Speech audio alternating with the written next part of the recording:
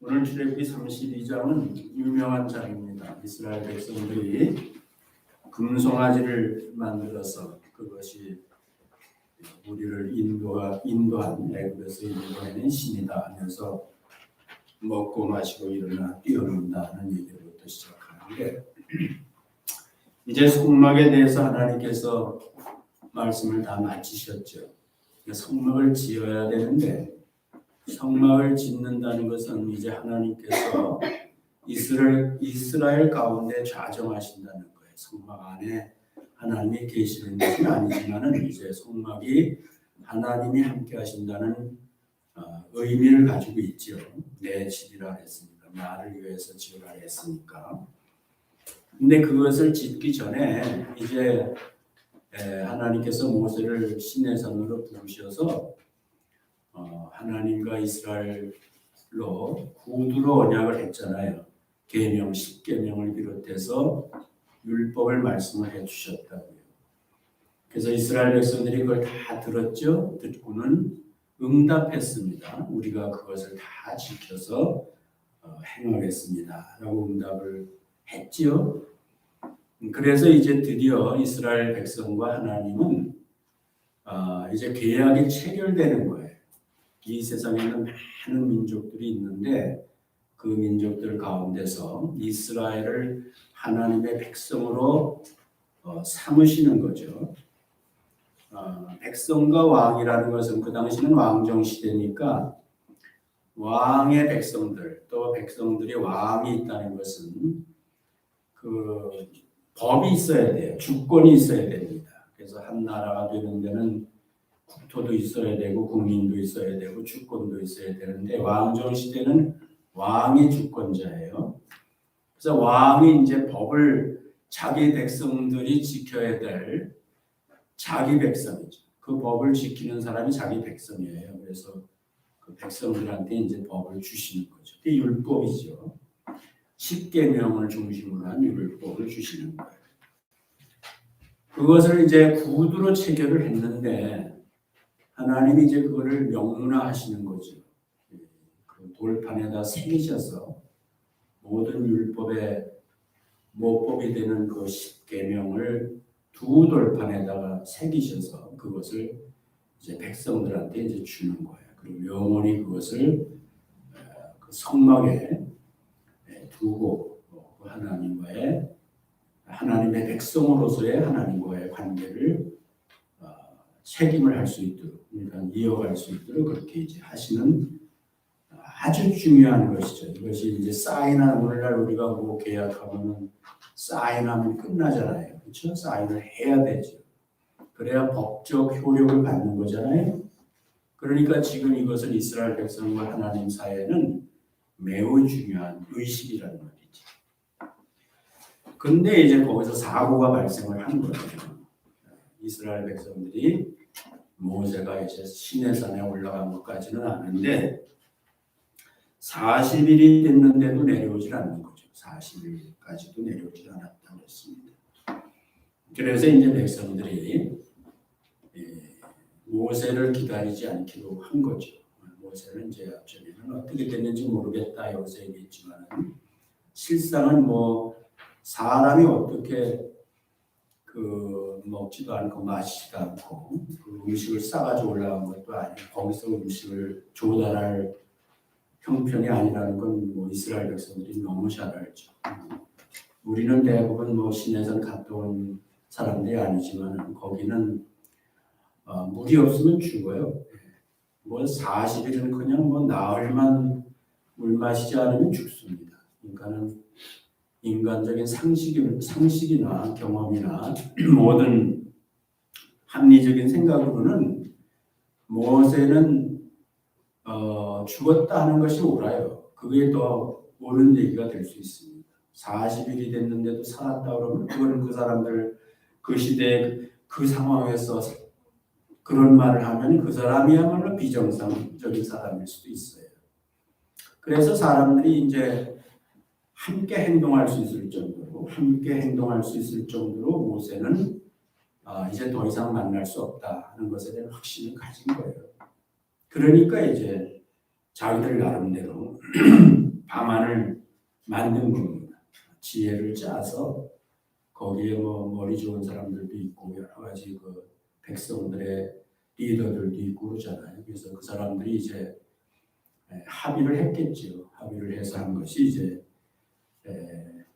송아지를 만들었어요. 금으로 만들었다. 자기들이 소유하고 그 금이라는 건 사실 그거는 성막 만들 때 써야 되는 금이거든요. 하나님의 집을 만들기 위해서 하나님의 위해서 나올 때 빈손으로 나오지 않게 하셨는데 그거를 이제 성막 만들어야 될 집인데 금인데 그거를 이제 우상이라고 봐야 되겠죠. 송아지를 만드는 거예요. 그래서 이제 40일이 나오고 맨 끝에 보면 우리가 읽은 맨 끝에 보면은 3,000명이 나옵니다.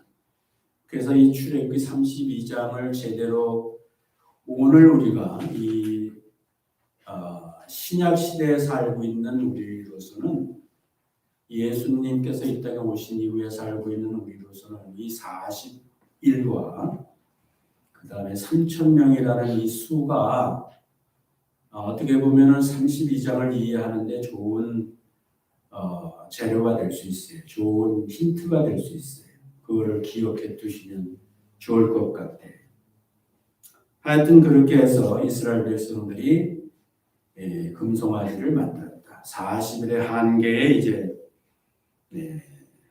부딪혔죠. 40일이 한계의 숫자라고도 하고 기다림의 숫자라고도 또 시험의 숫자라고도 하고 40이 등장하는 데의 앞뒤의 스토리를 보면 다 그런 뜻으로 나옵니다. 예수님도 시험 받을 때 40일간 받으셨다는 얘기도 있습니다. 하여튼 그렇게 해서 이스라엘 백성들이 이제 모세를 포기해요. 지금까지는 모세만 바라보고 왔습니다. 하나님은 눈에 보이지 않는 분이시고 모세를 통해서 하나님의 존재를 알았죠. 그리고 모세를 통해서 하나님의 뜻도 알게 되죠. 또 모세를 통해서 또 백성들은 하나님께 때때로는 항의도 하고 원망도 하고 모세를 원망하지만 그건 하나님을 원망한 걸 어랬죠. 그렇게 하면서 어쨌든 모세를 중심으로 해서 여기까지 온 거예요. 그러니까 하나님과 이스라엘 백성들 사이에 중요한 인물은 모세죠. 모세는 어떻게 보면 하나님과 인간 사이를 백성 사이를 중보하는 자다 이렇게 볼 수가 있는 것이죠. 그래서 이 모세가 없이는 이스라엘 백성들이 사실은 존재하기가 쉽지 않죠. 광야에서. 그런데 이제 모세가 안 보이는 거죠. 어떻게 보면 죽었다고 생각하는 거죠. 그래서 자기들 나름대로 자구책을 마련한 것이 이제 금송아지를 만들어서 이것이 우리를 인도하는 신이고 또 앞으로 인도할 것이다 하는 그런 기대를 가지고서는 이제 눈에 보이는 형상을 만든 거예요. 근데 나중에 모세가 이제 돌판을 갖고 내려오는데 그 돌판에 10계명이 기록이 되어 있습니다. 1계명이 뭐죠? 나 외에 다른 신을 두면 안 되는 거죠. 그것을 확인하는 걸로 뭐라죠? 내 무엇으로든지 내 형상을 만들지 말라고 그랬죠. 형상을 만들지 말라 그랬죠. 또 하나님의 이름을 망령되이 일컬지 말라 그랬죠. 뭘까? 이 세상에 보이는 것을 하나님으로 연결하면 그게 망령된 거예요. 이 망령된 짓을 하는 거예요. 하나님의 이름을 망령되이 일컫는 거예요. 안식일을 거룩하겠지. 이게 이제 하나님과 인간, 하나님 백성과의 수직적인 대신 관계라고도 우리가 얘기하는데, 그런데 지금 이거 뭐 하고 있냐면 사실은 이 사람들이 하나님의 형상을 눈에 보이지 않는 것을 형상화시켰다는 거예요. 형상화시켰다. 이게 사실은 그 하나님의 백성의 숙제예요. 오늘 여러분이나 저나 사실은 하나님의 백성들의 숙제가 뭐냐 하면은 보이지 않는 하나님을 우리가 믿는 거예요. 보이지 않는 하나님을 믿는다는 것은 보이지 않으나 보이는 것 같이 하나님을 믿어야 되는 거거든요. 그게 우리 하나님의 백성들의 숙제라고요. 다른 종교는 다 뭐예요? 다른 종교는 뭐가 있어요? 대부분 다 보이는 게 있어요, 없어요? 보이는 게 있죠. 들고 메고 다니고 끌고 다니고 태워 다니고 세워놓고 다 그 있잖아요. 보이는 거예요. 태국 가보세요.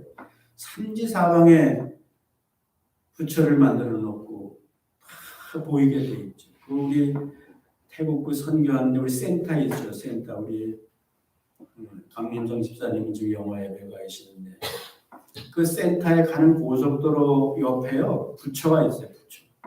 근데 그 부처가 얼마나 큰 줄 아세요? 이 건물보다 더 커요. 더 크지 더 커. 멀리서도 보는데 너무 커가지고 서 있지 못해. 그래서 두루누 있어.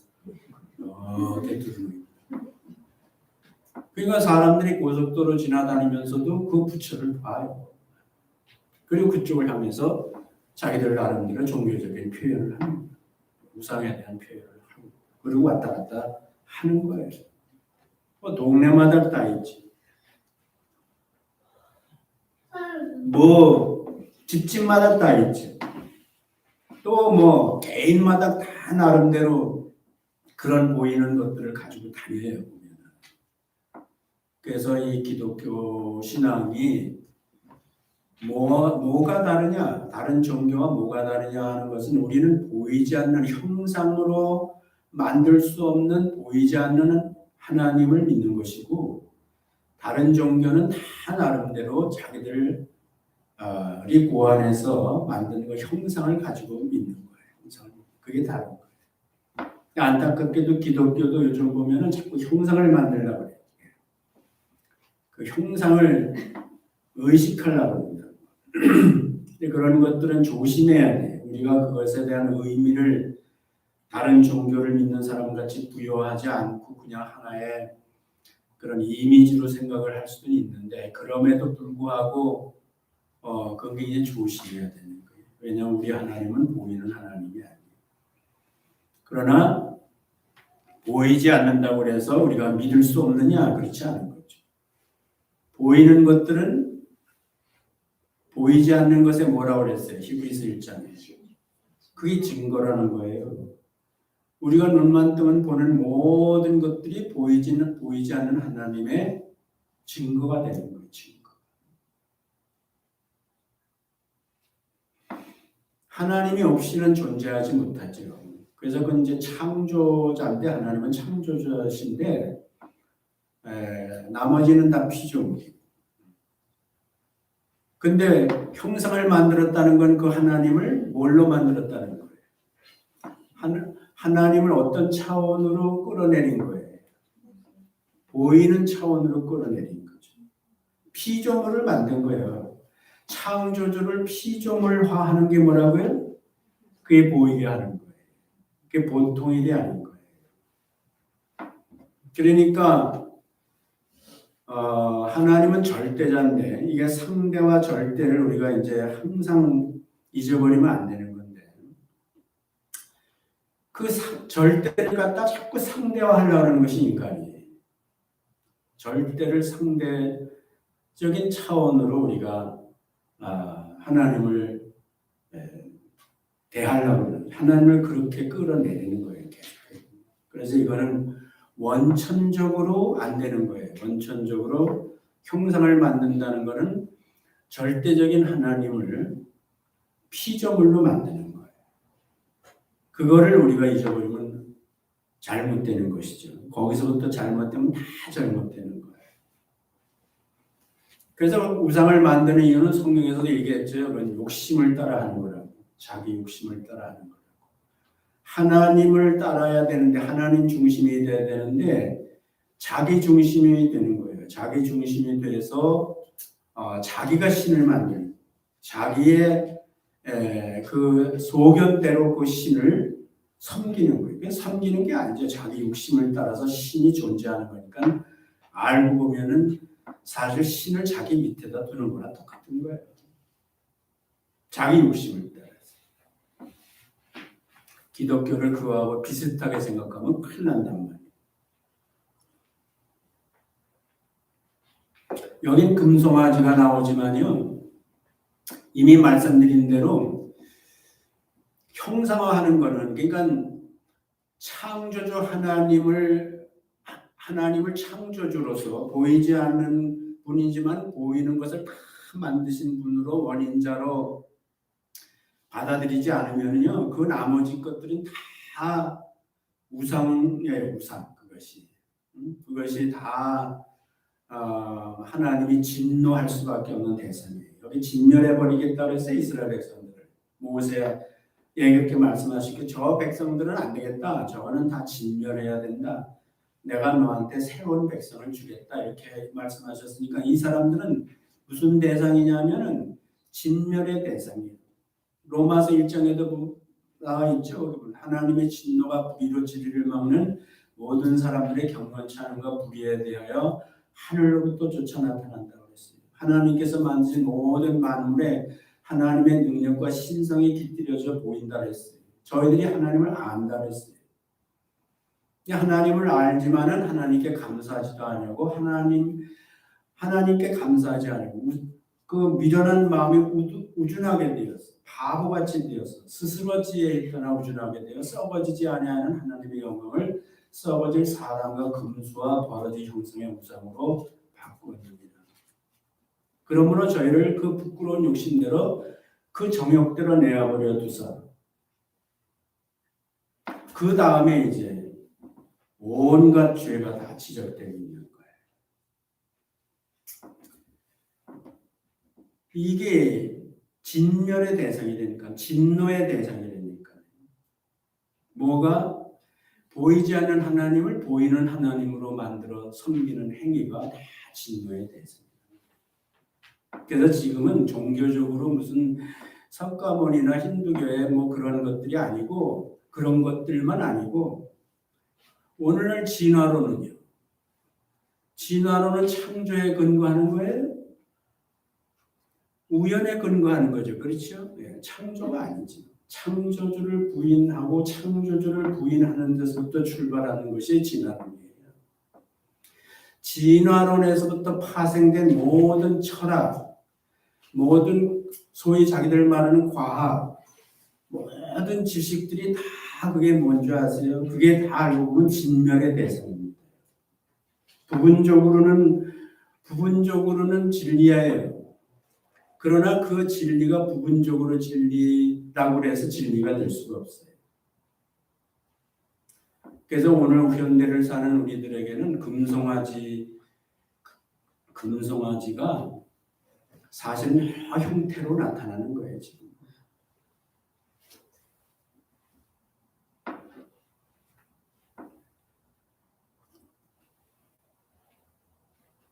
이게 이제 비극이란 말이에요. 하나님이 이스라엘 백성들이 40일을 기다릴 만큼 하나님이 증거를 보여주셨어요. 출애굽부터 시작해서 바로를 굴복시켰는데 바로가 애굽에서 신이었잖아요. 근데 그가 굴복했잖아요. 홍해가 갈라졌잖아요. 그건 상식으로 되는 일이에요.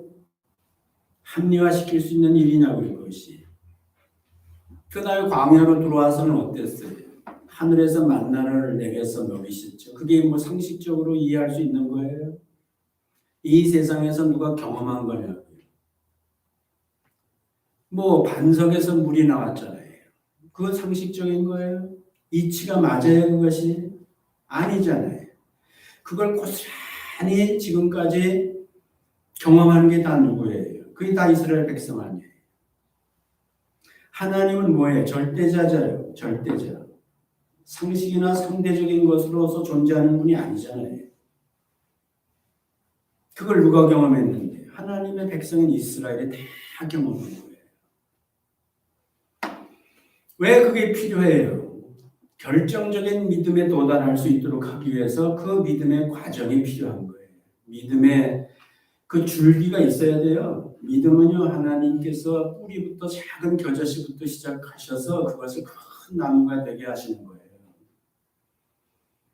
그리고 그 과정이 있어요. 우리가 그 과정을 잊어버리면 안 돼요. 이스라엘 백성들이 지금까지 하나님께서 우리를 어떻게 여기까지 인도하셨는지를 다시 한번 되짚어보면요. 40일 기다릴 수 있어요. 상식적으로는 죽었을 것 같고요. 도저히 이거는 우리가 합리화할 수 있는 일이 합리화할 수 있는 내용이 아니다 하더라도요. 그냥 믿음으로 전능하신 하나님, 절대자이신 하나님, 지금까지 우리에게 베풀어 주신 것들을 생각해 보면은 능히 모세는 살아서 내려올 수 있어요. 그냥 밑도 끝듯이 하나님께서 이스라엘 백성들한테 믿음을 요구하시는 분이 아니거든요. 오늘 여러분과 저는 신약 시대만도 2000년을 지난 데에 살고 있는 사람들이거든요. 하나님의 창조로부터 오늘날까지 인간 타락한 이후 인간을 구원하시기 위해서 하나님이 계획하시고 섭리하시고 오늘까지 이루어오신 것들에 대해서 다는 몰라요. 다는 모르지만 대강만 알아도 앞으로 하나님께서 약속하신 것이 능히 이루어질 줄을 충분히 믿을 수 있어요. 지금 우리가 기다리는 건 뭐예요? 지금 시내산 밑에서 저들이 기다렸던 건 누구예요? 모세예요, 모세. 오늘 우리는 누굴 기다려요? 다시 오시는 예수님을 기다리고 살고 있어요. 근데 여러분 기다릴 수 있어요? 아니 베드로후서 3장에 나온 대로 한낮에 예수님 오신다고 그러지만 뭐가 오냐 하면서 사람들이 먹고 마시고 뛰놀듯이 그렇게 조롱한다고 그랬잖아요. 여러분 더 기다릴 수 있어요 앞으로? 그만 기다리고 금송아지 만들어요. 내가 갈 길로 가요. 내 지혜를 따라 살아요. 조금만 성경을 조금만 알아도요. 지금까지 하나님이 말씀하신 대로 이루신 것을 조금만 알아도요. 앞으로 남은 하나님의 약속이 이루어질 것은 충분히 기다릴 수 있어요. 충분히 기다릴 수 있어요. 조금 더 의심할 필요 없어요. 우리가 거룩한 백성 될 수 있어요.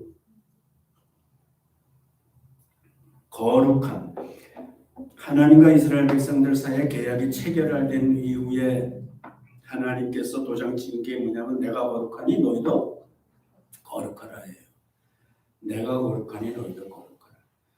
여러분 기억나는 대답해 보세요. 하나님 쪽에서 거룩이 뭐라 그랬어요? 하나님 쪽에서 거룩이 뭐예요? 이랬다 저랬다 안 하는 거예요. 하나님은 한 번 말씀하시면 그대로 하시는 분이죠. 그게 거룩하신 하나님이에요. 이랬다 저랬다 하면 하나님은 거룩하신 하나님이 아니에요. 그러면 하나님의 백성들은 뭐예요? 하나님의 백성들이 내가 거룩하니 너희도 거룩하라 했으니까 하나님의 백성의 거룩이 뭐예요? 우리도 이랬다 저랬다 안 하는 거예요. 그게 뭐냐면 하나님의 말씀대로예요. 하나님 말씀대로. 하나님 말씀대로 하나님 지키시니까 우리도 하나님 말씀대로 순종하고 따라가는 게 우리의 거룩이라고요. 그래야지 하나님이 거룩하시고 그 백성이 거룩한 거예요. 그래야지 어떻게 된다고요? 세상의 구원을 받는다고요. 하나님의 백성, 눈에 보이지 않는 하나님을 세상 사람들은 어떻게 아는 줄 아세요? 그것은 하나님의 백성들을 통해서 아는 거예요. 왜 하나님의 백성들을 하나님이 한 곳에 놔두지 않고 이리저리 돌리시는데 왜 온 광야를 40여 년 동안 물론 불순종해서 40년이지만은 그래도 베스트는 아니면 세컨 베스트의 길을 인도하시는 거죠. 그것이 그 과정 속에서 합력해서 선을 이루시는 하나님이 주변에 있는 모든 종족들이 이스라엘 백성들을 통해서 하나님이시라는 하나님이 누군지를 알게 하셨어요. 하나님이 어떤 분인지 알았어요? 몰랐어요? 그 여리고의 그 기생 라합이 하나님을 알았어요? 몰랐어요? 누굴 통해서 알았어요? 이스라엘 백성들을 애굽에서부터 인도해 내신 그 하나님에 대한 소문을 다 듣고 이스라엘 백성들을 보면서 하나님이 계시다는 걸 알았잖아요. 그리고 하나님이 절대자라는 것도 알았잖아요. 목숨을 걸고 정탐꾼을 살려줬잖아요. 그게 중요한 거예요. 괜히 하나님의 백성들을 이리 끌고 저리 끌고 하시는 게 아니니까요. 그건 오늘날도 마찬가지예요. 길게 얘기하고 싶지 않아서 그런데 오늘날도 이 2000년 동안 교회가 이어왔죠. 예. 별의별 일이 다 있고 지금도 있지요. 그 가운데서 참 하나님의 백성들이 그 모든 역사의 환난 속에서 하나님의 백성들이 구별되어야 돼요. 세상 사람들과 구별되어야 된다. 좀 있으면 우리가 이제 처처의 기근과 지진이 있다고 그랬어요. 이미 벌써 여러분들 뭐 다 알죠. 전문가들이 유엔의 식량 기구에서 일하는 대표자가 계속 얘기하죠. 이제 내년쯤 되면은 기아가 전 세계를 휩쓸 것이고 수억 명의 사람들이 기아에 시달릴 거라고 그랬죠. 이미 벌써 우리는 체험하죠. 물가가 얼마나 올랐어요. 물가가 오른다고 지금 얘기하는 거잖아요. 그게 기아예요. 돈 없는 사람은 뭐 사 먹어요? 못 사 먹어요? 못 사 먹죠. 여러분도 아마 마트에 가서 옛날같이 그렇게 함부로 못 살 거예요. 그리고 가격에 민감할 거예요. 옛날에는 보지도 않고 장바구니에다 집어넣던 거 지금은 한번 다시 들여다볼 거예요. 이게 얼마 됐는지.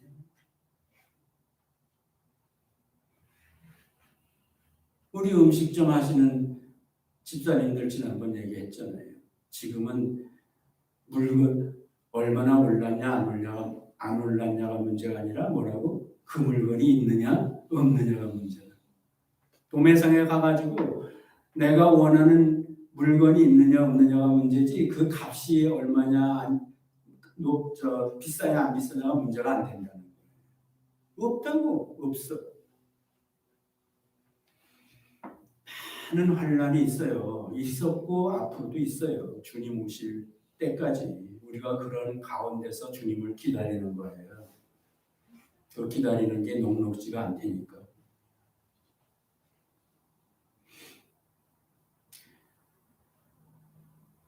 우리는 이 40일 동안 이스라엘 백성들이 시내산 밑에 있는 것을 사실은 우리 하나님께서는 거룩하신 하나님이신데요. 항상 그 하나님이 하시는 방법이 있어요. 자기 백성들에게. 그게 뭔지 아시죠? 키질 하시는 거죠. 키질. 참 내 백성, 참 내 백성이 아닌 사람들과 구별하시는 거예요. 오늘날은 그게 뭐냐면 물론 구약도 마찬가지로 믿음이에요. 믿음. 참 믿음이 있는지 거짓 믿음인지.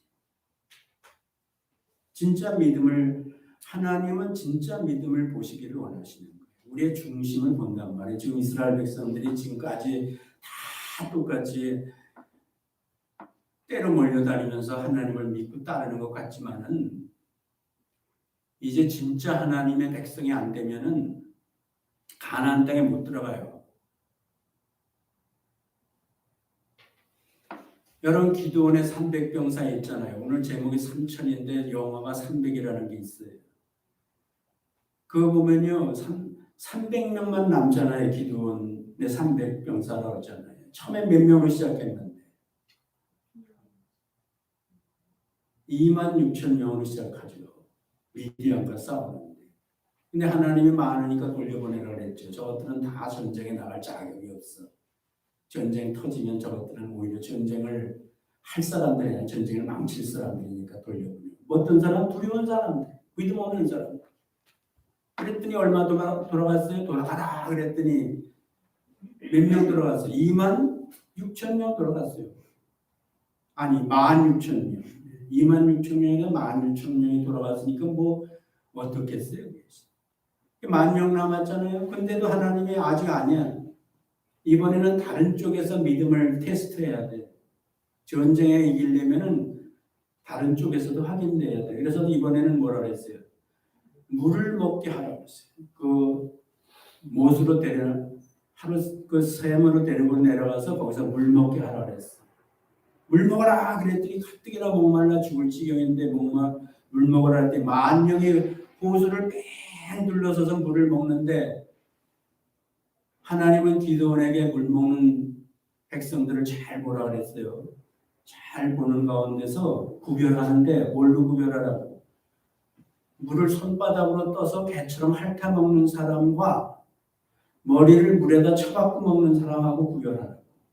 물 먹으라 그랬더니 머리를 갖다가 거기 엎드려가지고 물에다 입을 대고 꿀꺽꿀꺽 마시고 있는 사람들이 몇 명이냐면 9,700명이에요. 10,000명 중에. 물을 손으로 떠서 핥아먹는 사람은 300명이에요. 그게 무슨 차이인지 아시죠? 전쟁터죠. 언제 화살이 날라올지 언제 창이 날라올지 모르는데 지금 물 먹는 것이 중요하긴 하지만도 지금 목적이 전쟁인데 그건 수단이고 수단과 목적이 바뀐 사람들이죠. 죽어도 좋다는 거죠. 사람이 반날 그래요. 쥐가 왜 죽는다고? 죽을 땐 죽더라도 먹구나 보자 그래서 죽는 거라고. 그러니까 하나님이 그런 사람들은 안 돼. 그래서 보니까 300명이 손바닥으로 물을 떠서 먹는 거예요. 경계했단 말이에요. 지금 어디서 적이 쳐들어올지 모르니까 깨어 있었단 말이에요. 지금 목적이 뭔지를 분명히 알고 있었단 말이에요. 지금. 이 목마른 건 손바닥으로 먹어서 해결하나, 꿀꿀꿀 마시다 해결하나, 그 해결이 되는 거죠. 성경을 가만히 보면은 하나님이 하시는 일이 뭐냐면은 자기 믿는 거 좋아요. 많이 믿는 거 좋아요. 수천 수만 구름대 같이 믿는 거 좋아요. 주일날 뭐 그냥 버스로 한국에서 그렇게 데려오는 거 좋아요. 근데 하나님은요 그거 좋아하시지 않아요. 항상 저들이 기대하지 않았던 방향으로 인도하셔요. 기대하지 않았던 곳이 광야거든요. 기대하지 않았던 방향으로 세상을 만드신다고, 이 세상을 자꾸 돌리신다고 그러면서 그 과정 속에서 진실과 거짓을 구별하시는 거예요. 거룩한 백성과 세속화된 백성을 구별하시는 거예요. 왜냐하면 누구를 위해서 그런 줄 아세요? 자기 백성을 위해서 그러는 거예요. 자기 백성들이 그런데 껴있으면요 그 믿음을 발휘할 수가 없어요. 그래서 구별하시는 거예요. 우리를 위해서. 진짜 믿음이 있는 사람이 보석같이 빛나게 하시기 위해서 그걸 필요한 거예요. 여러분들이 믿음의 보석이 되시기를 바랍니다.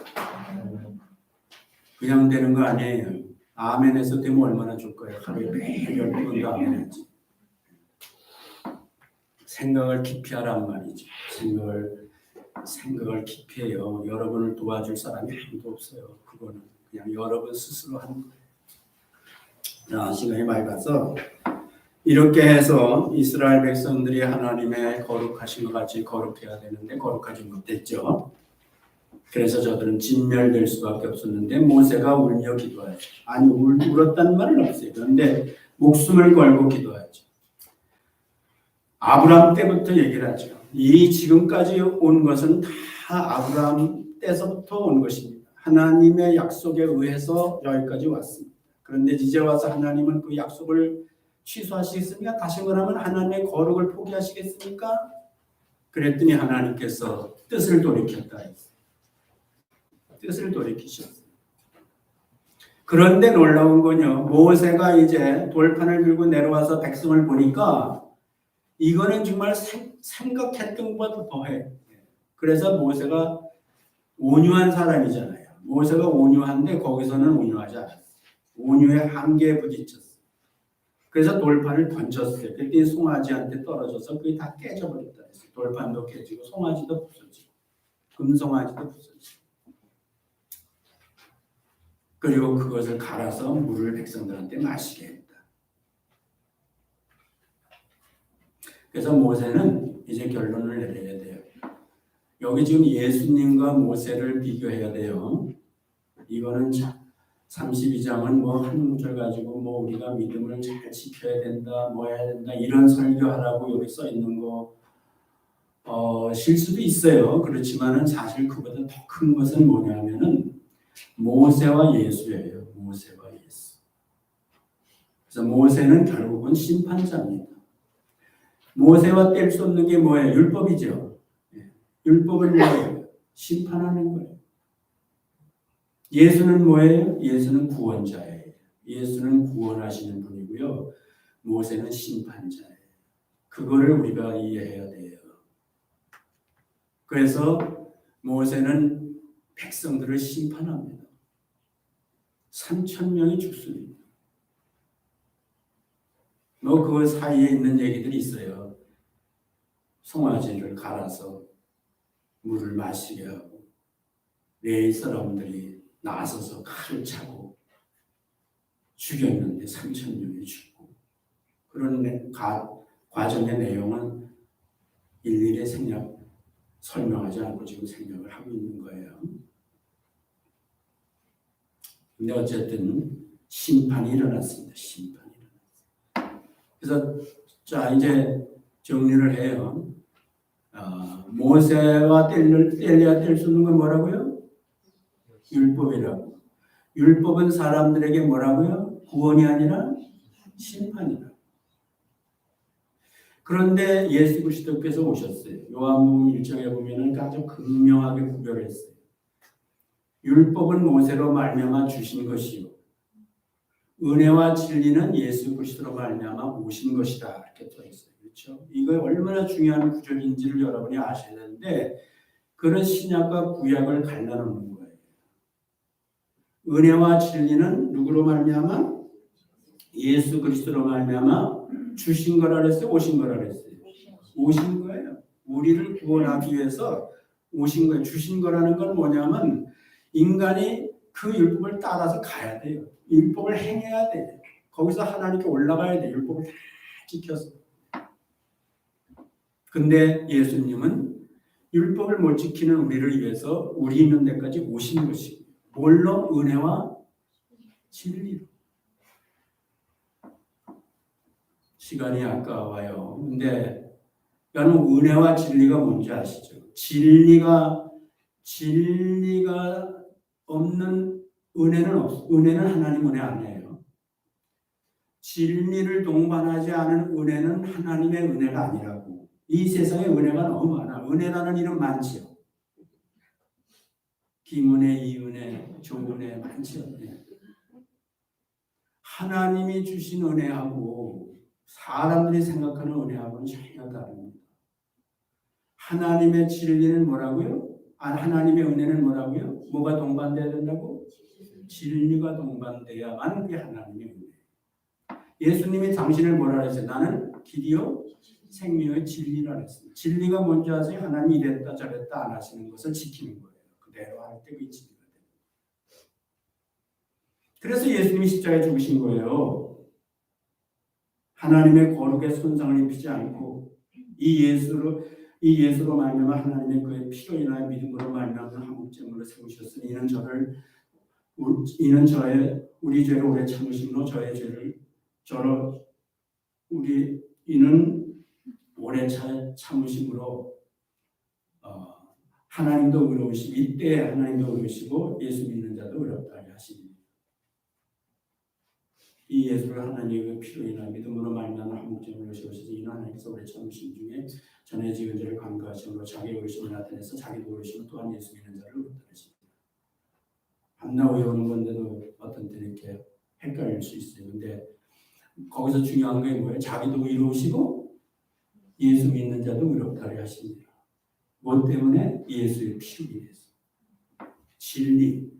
하나님의 거룩의 손상을 입히지 않고도 죄인들이 구원받을 수 있는 길을 열어놓으신 분이 예수님이시고 예수님은 진리대로 율법을 따라서 심판을 받으셨기 때문에 그래서 진리가 동반된 은혜로 예수님이 오신 거예요.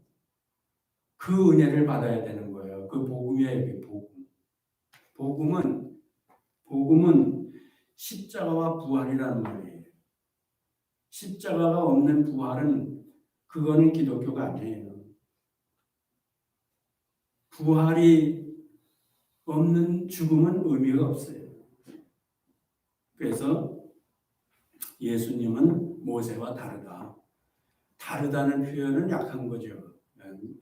예수님을 통해서 인간이 어떤 상태에 있는 인간이 구원받을 수 있는지를 가르쳐 주시기 위해서 모세가 필요한 것이고 율법이 필요한 것이고 시내산이 필요한 것이고 오늘 출애굽기 32장이 있어야 되는 것이고 예수는 구원자로 오신 거예요. 예수는 이 땅에 오셔서 당신의 몸이 깨졌어요. 돌판을 깨뜨린 게 아니라 사실은 예수님이 그 돌판과 같이 다시 자신이 깨지셨어요. 십자가에서 죽으셨어요.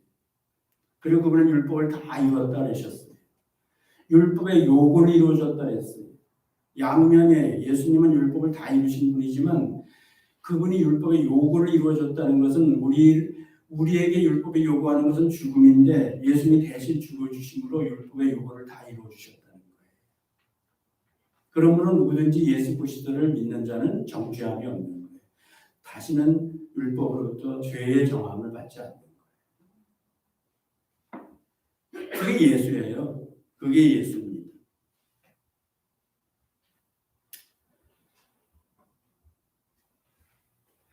주님의 제자들이 예수님 부활하신 후에 예수님이 40일 동안 저희들 가운데 보여주시고 저들을 그 예수님을 순종하고 따랐어요. 기다렸습니다. 그리고 드디어 오순절에 성령이 오셨습니다. 돌판에 온 게 아니라 우리 신비의 성령님이 오셔서 우리 마음 가운데 계시고 그분이 친히 우리를 가르치신다 했어요. 그 다음에 출애굽의 성령이 오신 후에 사도행전 2장에서 복음이 베드로를 중심으로 해서 전파됐더니 몇 명 구원받았다 그랬어요. 저들은 다 예수를 십자가에 못 박으러 소리 지르던 사람이에요. 다 멸망해야 될 사람이죠. 다 진멸되어야 될 사람인데 놀랍게도 그 복음은 몇 명을 살렸다고? 죽어야 될 사람을 살렸다고. 3,000명이 살았다. 괜히 3,000명인 줄 아세요? 출애굽기 32장에서 율법에 내려갔을 때는 3,000명이 죽었어요. 돌가루를 먹고 그 금가루를 먹고 이건 내 생각이에요. 레위 사람들이 칼을 차고 사람 죽일 때 다 도망갔을 거 아니에요. 나 죽이실 사람이 누가 있겠어요. 근데 못 도망간 사람들이 죽었어요. 왜 못 도망갔을까? 그건 내 생각이에요. 금가루 먹고 체했어. 그래서 도망갈 수가 없어. 그러니까 죽었어. 그리고 또 왜 금가루 먹겠어? 그건 뭐 아무나 먹나? 배짱으로 먹은 거지. 배짱으로. 회개하지 않고. 그건 내 생각이라 했어요. 성경에 써 있는 게. 근데 예수님은요 해독제를 주셨어요. 받아 먹어라. 마시라. 그 해독제인 줄 아세요? 해독제. 우리가 죽을 수밖에 없는 죄인인데 그 죄를 해독시켜 주는 것이 예수님이 그 피로 우리의 죄를 다 해독시켜 줬어요. 여러분들 예수님을 잔으로 마시는 게 아니에요. 우리 마음으로 믿는 거예요. 지금은 영적 시대라고 그랬죠. 지난 시간에는 영적 시대는 마음의 마음. 그래서 우리가 눈에 보이지 않는 하나님을 보이는 것 같이 믿는 것이 그것이 바로 우리가 해독제를 받아들이는 거나 똑같은 거예요. 그래서 사는 거예요. 왜 3,000명을 살아요? 그 이후에 5,000명도 살고 그렇죠? 누구든지 믿는 자는 다 살아서 그 사람들이 하나님의 참 백성이 돼요. 우리가 지금 다시 오시는 주님을 능히 기다릴 수 있는 증거를 충분히 주신 것이죠. 충분히 주신 것이죠. 그래서 우리는 어떻게 된다고? 그 주님을 만난다고. 이거는 이스라엘 백성과 하나님과의 계약이라는 것은 그 원어상으로 보면은 전부 다 이거는 결혼식 하는데 쓰는 용어들이에요. 결혼식 하는데 쓰는 용어. 그래서 사실은 이스라엘 백성은 그냥 백성이 아니라 그런 하나님과 하나님의 신부의 신부.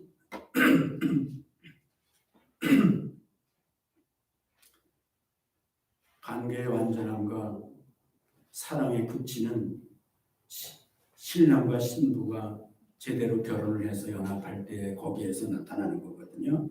그래서 하나님과 우리 관계는 단순히 백성과 하나님, 군주와 백성의 사이가 아니에요. 그 당시에는 그렇게 설명할 수밖에 없었어요. 근데 신약에 오면 뭐라 그래요? 신약에 오면 우리가 그리스도의 몸이고 그의 신부라 그랬죠? 정말로 놀라운 관계예요. 그래서 우리가 신부가 신랑을 기다리듯이 이건 결혼식을 40일 동안 기다리는 거거든요. 그러니까는 유대 결혼을 기다리는 거야. 신부가 성대한 결혼식을 올리기 전에 기다림의 시간이 필요한 거예요. 신랑이 언제 올지 모른다 그랬죠? 그래서 등을 가지고 기름을 가지고 기다리는 거예요. 그래서 이거는 너무 의무적인 어떤 딱딱한 그런 법적 관계로가 아니고 얼마나 주님이 우리를 사랑하시는지 또 얼마나 주님이 우리를 사모하시는지. 사실 신부가 신랑을 사모하며 기다리지만 신랑도 마찬가지거든. 사랑하는 아내라면은 얼마나 가고 싶어요. 얼마나 가고 싶겠냐. 그러듯이 우리는 그런 관계로 주님과 우리 관계를 날마다 순간마다 이해하고 사랑의 관계가 돼야 기다리는 게 힘들지 않아요. 기다리는 게 힘들지 않아요. 또 야곱이 뭐라고 라헬을 연애함으로 7년이 며칠 지나간 것 같았다고? 수일 지나간 것 같았다고. 그래야지 우리가 주님을 기다릴 때 의무적으로 답답하고 지루하고 힘들게 기다리는 게 아니라 진짜로 사랑함으로 세월이 언제 가는지도 모르게 주님이 가까이 오신다는 것을 우리가 확신하고 깨어서 기다림에 지치지 말고 우리가 즐거움으로 희망을 가지고 그 행복을 미리 끌어서 누리면서 기다리는 여러분과 제가 될 수 있기를 바랍니다.